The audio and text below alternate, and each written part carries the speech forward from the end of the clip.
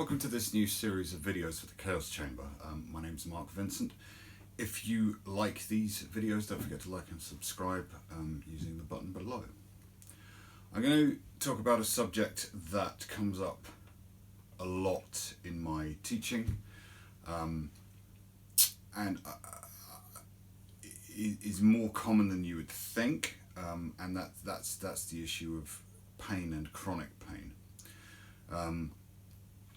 In these videos I'm going to talk as though I'm teaching a class, so there'll be mistakes. I'm going to leave the errors in, and you probably find I go off on a tangent from time to time, and I'm going to be drawing lots of diagrams on the little whiteboard here, because I think it's important to understand. It's important for me to kind of teach this in a sort of flowing manner, otherwise it'll become too stifled and I'll miss things. So pain is one of the most misunderstood properties in the human body. Most people don't understand what it is in the first place, where it comes from, why it's there, and more importantly, how to deal with it if it becomes a long-term problem.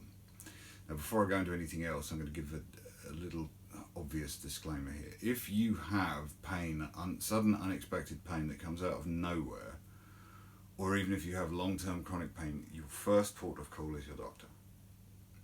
What I'm going to talk about is the kind of pain that persists when physical causes have been ruled out, and some pointers as to what may be going on, and I'm going to give you some resources with it as well. So I've got a cat here that's about to jump up, so I'm going to send her out before we carry on. Come on, piss off. There we go. Right, good. Cat dealt with. To understand why pain persists, I think it's firstly we need to look at why it's there in the first place. Okay. So the conception that most people have is that pain equals injury. I'll write that up here. This idea that if something hurts, there's something wrong. So pain equals injury.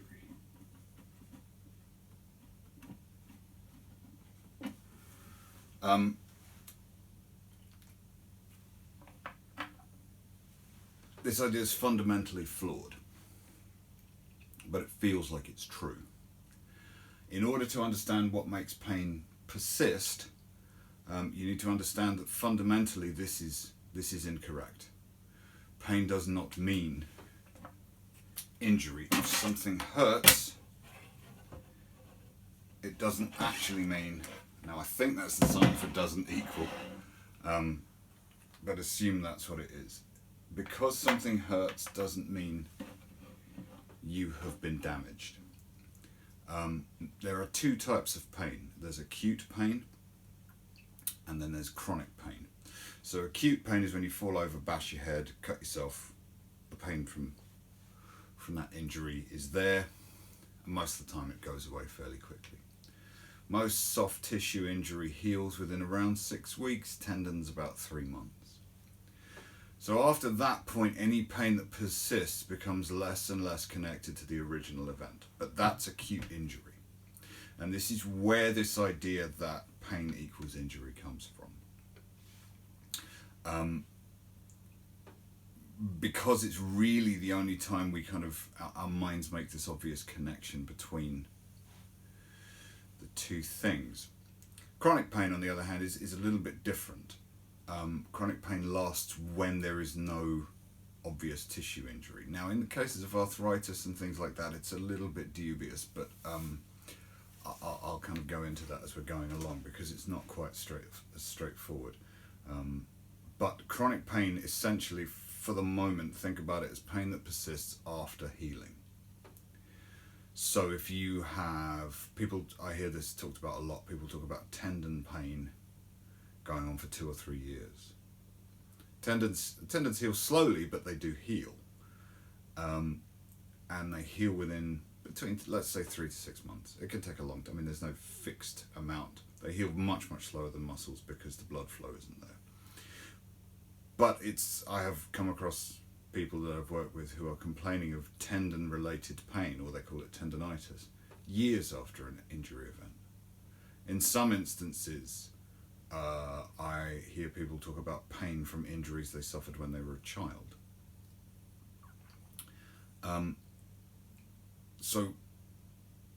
Now let's assume in this instance that this person has been to the doctor, they've ruled out all persistent physical causes, there's no nerve compression, anything like that. What's causing it? Well, the mind is a learning system. And the bit of your, and all pain comes from the brain. And we have to go back to this kind of interpretation of what pain is, and the idea that pain means an injury. So the pain is produced broadly in the limbic system, and which is kind of the middle bit of the brain. It's the older bit, and the main thing to understand is that the pain centers and the emotional centers are next to each other and interconnected. So pain, from a very real standpoint, is an emotion. Okay, this is how I look at it. Secondly, that it is amplified by your state. How you feel about the pain oscillates how bad it is. There is one study or a meta-study in fact, that showed that the #1 predictor of post-operative pain is anxiety about the operation. The more stressed you are about how bad it's going to be, the worse the pain is afterwards. And this is because all pain originates in the brain, and the first thing to understand about it is that it's an interpretation. It's not how much it hurts, it's how much the brain thinks it should hurt.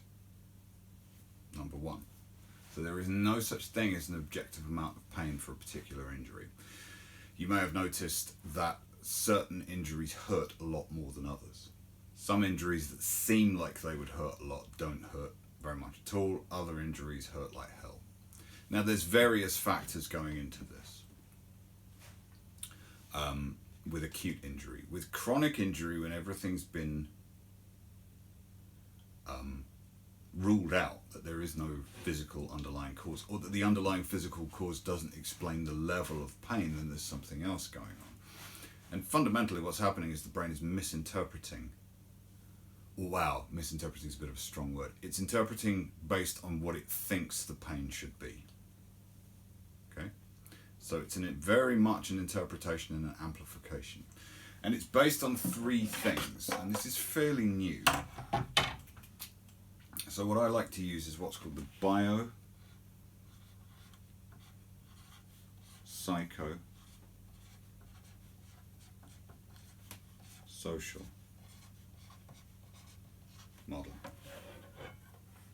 Hopefully you can see that. Bio-psycho-social. Physical injury, how you feel about it, how everybody reacts. I was introduced to this by a very good physio called Cherry, who I will link to in these videos. She understands this deeply. I came to be interested in pain because I developed, I'm going to call it a nerve injury, but I'm not actually sure that it was, because nothing showed up on the scans at all. But I had loads of pain down both arms. Couldn't move these fingers properly for a little while. It all came back. But at the same time I developed tendonitis, or more correctly tendinopathy, so pain in the tendons on the inside of both ankles at the same time. Now I had had a running injury 2 years previous, But this time it came out of nowhere. Now there's an interesting thing. There's an interesting anecdote about the the running injury. The first time I had it, I went to an osteopath locally who's very good, Charles Berger, his name is, and he said to me, "Oh, it's probably a muscle injury, nothing to worry about. Probably a muscle injury, nothing to worry about." Oh, sorry, throwing the pen on the floor. The key thing there is nothing to worry about. Okay, so I had a social reinforcer that this wasn't a life-threatening injury. It cleared up in about 6 weeks. It just stopped hurting. I kept walking on it. I was a bit more careful, but that was it. The second one seemed to come out of nowhere. Now, to this day, I don't really know what caused it because none of the scans showed anything. I was checked for carpal tunnel syndrome in both hands. Didn't have it. The only explanation that somebody could come up with was the neurologist suggested I tweaked the nerve root in my sleep, which is, you know, it's quite possible, but there were no structural problems. I was expecting bone spurs, something like that. Now, the main thing to understand about this episode is that I didn't get a diagnosis for about 4 months, during which time my brain went haywire. I thought I was dying. I had no explanation for what was happening. I was in loads of pain, couldn't move properly. Came up with everything from bone spurs, arthritis to spinal cancer. And didn't touch my drums for 4 months. After the neurologist said, "Oh, it's okay. His exact words were, "It's nothing to worry." Again, nothing to worry about. It's nothing major. It's like, and I was like, "Bloody feels like it." It feels like it, but it isn't. And I sat on the drums and I played. I was like, "Oh, everything works. It just feels a bit weird." I had pins and needles, and so I'd done something, but my stress levels had rocketed it. The healing time for sort of a nerve tweak like that, from what I've seen, is about 12 weeks. It took 2 years to go away. And part of the reason it stuck around so long was because of my attitude towards it, I think. Nerve things take a long time to go away anyway. But so Cherry, I went to see her about this, and she introduced me to the biopsychosocial model. And the first thing she said was, "Don't stop walking on your feet. It's the worst thing you can do. Even though it's painful, keep going. Because the pain is there partly to stimulate the healing, but it's also a misinterpreted signal from the brain to stop you walking." So I feel like I'm going in 50 directions here, so I'm going to pull it back a little bit. The bio part of it would have been that I had an actual running injury a couple of years back. Well, 2016, let's say, something like that. So this happened in the end of 2018. The psycho part of it was I became extremely depressed around it, like really, really depressed. And the social part of it was I felt the lack of diagnosis from the doctor, that I didn't feel like I was getting, that nobody could help me. Yeah, I mean, I suppose in this instance that would be the social reinforcement. And when I spoke to Cherry and she explained how this actually works and that what my brain was doing was producing the pain to keep me safe rather than it signalling the injury worsening, it started to go away. So understanding that the pain is a preventer and that it's an alarm signal, it's there to stop you doing things that might exacerbate the physical injury even if it's not there, is key to dealing with long-term chronic pain. That your mood and people's reactions to your mood reinforce the pain. You may have heard the saying, emotions have to go somewhere. Very often they turn into pain if they're not addressed. And I am going to talk about how to address them. And feel free to ask any questions in the comments, because again, this is quite, whilst it's simple on the surface, I feel it bears a lot of explanation. the pain is an alarm signal. So the first thing to understand is if you have this kind of issue, you're not making it up. It's real, as much as anything is real, right? Your brain is producing these pain signals. Okay. The first thing to do is to train yourself that you are safe. And it goes back to Cherry explaining to me that I had to keep walking. It was going to hurt, but I wasn't making it worse. The training yourself through the movements you've been avoiding. So one of the things, look at when you have a problem with pain, one of the things you want to look at is what's it stopping you doing? What's it stopping you doing? What has ceased? And what's it doing that for? So I could go off for hours about this kind of thing. One of the reasons it happened to me was to keep people near me. I know definitely that was one of the reasons. There's a few other things I'm not going to go into at the moment, and again, none of this is conscious. I'd been through an extremely stressful period before this happened. Now, again, I'm not saying it was purely psychological. I think there was something physical happened, but it was amplified 1,000-fold by my mood. Pain is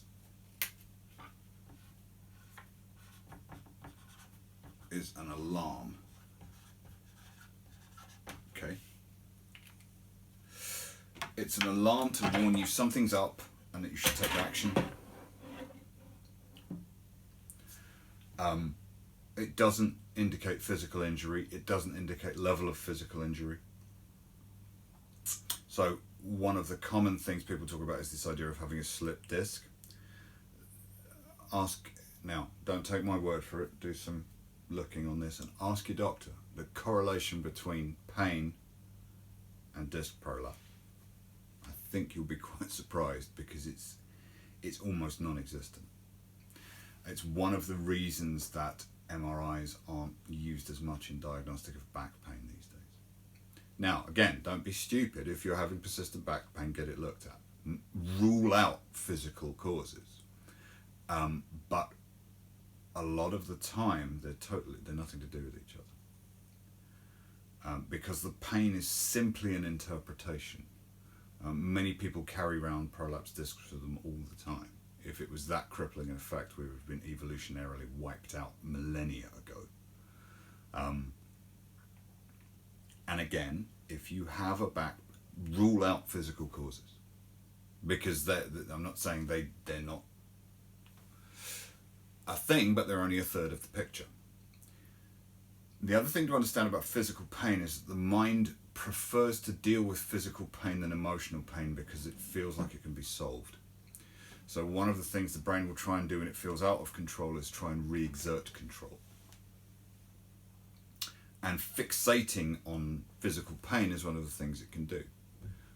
It does it with food, anything external. And physical pain is easier to deal with than psychological pain. This is one of the reasons people self-harm. Okay? So,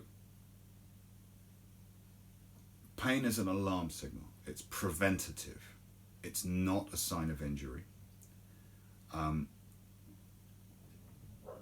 There are three components to it. Bio, physical, psycho, how you feel about it, and social, the response to it. So just to go back to back pain, social's a big one. When I told people, I do a lot of heavy weightlifting, and I tweaked my back a while ago.